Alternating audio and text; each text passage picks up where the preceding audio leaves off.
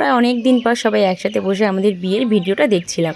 আর তো ভিডিওর মধ্যে না এই সময়টুকু আমার খুব পছন্দের, পুরো ভিডিওটাই আমার পছন্দের, কারণ আমাদের বিয়ের ভিডিও সেটা তো ভালো লাগবেই। তো এই সময়টা খুব বেশি পছন্দের আর নিয়মটাও বেশি পছন্দের। তো তোমাদের সাথে ভাবলাম একটু শেয়ার করি। আমি অনেক কিছুই তুলে রেখেছি, মানে টিভি থেকে আর কি তুলে রেখেছি ক্যামেরাতে, তো তোমাদের সাথে ভেবেছি সেটা শেয়ার করব। তো এই নিয়মটা কাদের কাদের মধ্যে আছে আমাকে কিন্তু অবশ্যই কমেন্ট করে জানিও। এটা ডাবের জল ছিল নাকি নর্মাল জল ছিল আমার সেটা খেয়াল নেই, কিন্তু কোনো একটা জল দিয়ে আমার হাজব্যান্ডের পাটা ভালো করে ধুয়ে দিয়েছি, তারপরে আমার চুলটা দিয়ে আমার হাজব্যান্ডের পাটাকে মুছিয়ে দিয়েছি। আর এই নিয়মটা কিন্তু আমার বেশ পছন্দের হয়েছে। আর যেহেতু চুল দিয়ে পাটা ধোয়াতে হয়েছে, তো সেই জন্য আমার চুলটাকে খুলতে হয়েছে, তো তাই চুলটা এরকম লাগছে।